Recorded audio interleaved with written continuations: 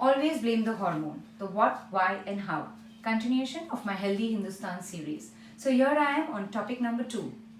I hope you all went through the introduction and the second line that was on menstruation. Now we are going to be moving ahead and talking about puberty. Puberty is something that hits a female or a boy somewhere between 9 and 16 years of age. 16 gets a little later towards the time. However, a typical average is somewhere between 11 and 13. A lot of hormonal changes that happen during puberty, and the first one is increase in skeletal mass. There is an actual amount of certain body weight, body fat, body mass that a person starts accumulating, which becomes their actual weight. Second is there is a huge shift and an increase in androgens. Androgens is again something that I spoke about in my few previous slides. Androgens are your testosterone, DHT, DHEAS in men and in women. This shift and this increase in androgen levels is the one that starts bringing about a lot of pubertal changes. Next one is important, that is your peak height is what you achieve. Your bone mass is absolutely essential during and critical during this phase of puberty. 25% of your final height is typically achieved during the puberty. However, we've observed that during puberty, there is a huge presence of individual food preference and dietary preference. There could be a shift in the choice of food that you eat. There could be a shift in the understanding and concept of food.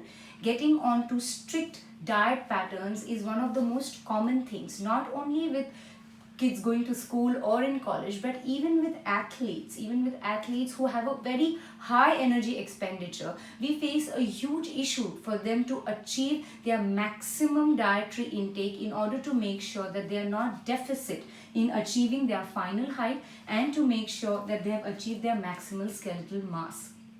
So this is the what and the why of the hormones that happens during puberty. How can nutrition help? The two most important nutrients that are present in puberty that we have to concentrate on is going to be calcium and iron. However, calcium and iron work a little bit at a fight situation during the receptor levels. So it's very critical to understand, to make the maximum benefit, they are these two foods that should not be consumed together. So calcium requires support of other nutrients as well. So calcium, magnesium, zinc and copper.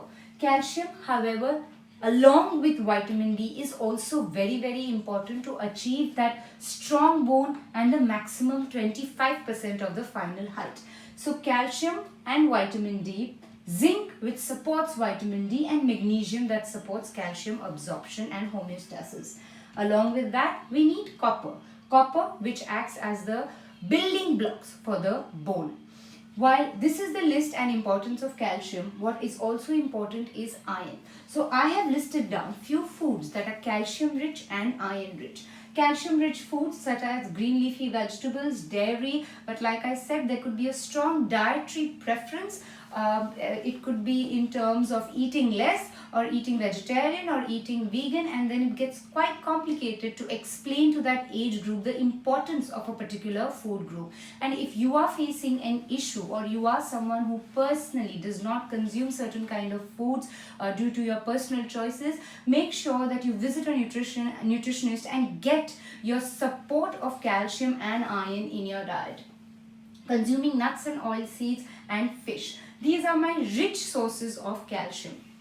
Moving ahead are my iron sources. Fortified foods in iron. Also during the first few menstrual cycle, women might feel fatigue and they might observe a lot of blood loss and drop in the iron levels. During that time, please make sure that you're consuming these foods, whole grains, tofu, fortified foods, lentils. Dark chocolate, yes, let's not just stop at that point. That could be one of the inclusions that can go along with iron. White beans are very rich. Spinach, red meat and egg yolk. We might assume consuming 6 egg whites is going to give my protein intake, but the yolk is going to give you your iron intake. So here is the list. Try and combine these foods in your diet to make sure you do not go deficit and you are not hampering your puberty. Your androgens are extremely critical during this phase. when the FSH, LH, estrogen are all trying to get a balance in your body. This is also the phase where it is most important to make sure that your nutrition is at its peak, or you're going to compromise your growth for the rest of your life. So here we are ending our point number 2 of the Always Blame the Hormones series. Don't forget to hashtag Healthy Hindustan and leave your comments. Stay tuned.